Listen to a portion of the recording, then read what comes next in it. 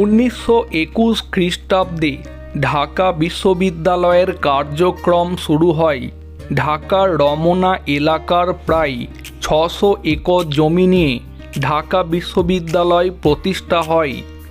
রমনা এলাকাতে ঢাকা বিশ্ববিদ্যালয় গড়ে ওঠা নিয়ে আছে যেমন সংগ্রাম, তেমনি অনেক অজানা ইতিহাস। বিশ্ববিদ্যালয় গড়ে ওঠার প্রকৃত সত্যকে চাপা দিয়ে রেখেছে। গ্রিক মনুমেন্ট, মধুর ক্যান্টিন, শহীদুল্লাহ হল, মুসা খাঁর মসজিদের পাশাপাশি রমনাতে রয়েছে বহু প্রাচীন শিব মন্দির।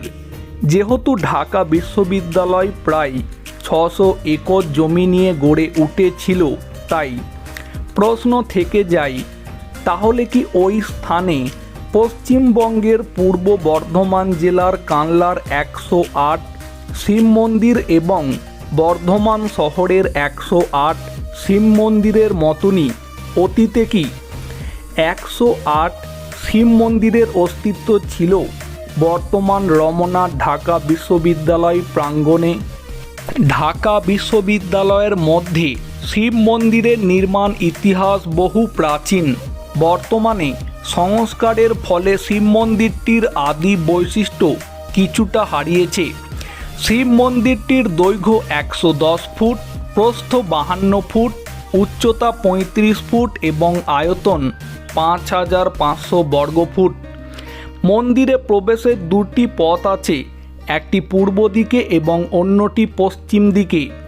পূর্ব দিকের প্রবেশপথ সব সময়ের জন্য খোলা থাকলেও পশ্চিম দিকের প্রবেশপথ সব সময়ের জন্য খোলা থাকে না। শিব মন্দিরটির সামনে পূর্বে একটি বিশাল আকারের পুকুর থাকলেও বর্তমানে সেটির অস্তিত্ব আর নেই বললেই চলে। মন্দিরটিতে শিবলিঙ্গ পাথরটি এখনও রক্ষিত আছে।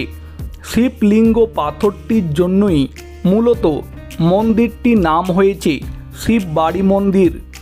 শিব মন্দিরের প্রধান সেবায়েত স্বামী হরিহরানন্দ মহাশয় জানান, পূর্বে রমনা থানা জুড়েই এই মন্দিরের সম্পত্তি বিস্তৃত ছিল। কালক্রমে মন্দিরটি তার জমির পরিমাণ হারিয়ে ফেলে। কোন কারণের জন্য শিব মন্দিরের পূর্বের জমি সম্পত্তি হারিয়ে গেল সেই বিষয়ে কিছু বলতে চাননি মন্দিরের প্রধান সেবায়েত হরিহরানন্দ মহাশয়। এই ধরনের অনুসন্ধানমূলক ভিডিও পাওয়ার জন্য অবশ্যই আমাদের ইউটিউব চ্যানেলটিকে সাবস্ক্রাইব করে নেবেন এবং যদি এই ভিডিওটাকে ফেসবুক পেজ থেকে দেখে থাকেন তাহলে অবশ্যই আমাদের ফেসবুক পেজটিকে ফলো করে নেবেন। ধন্যবাদ।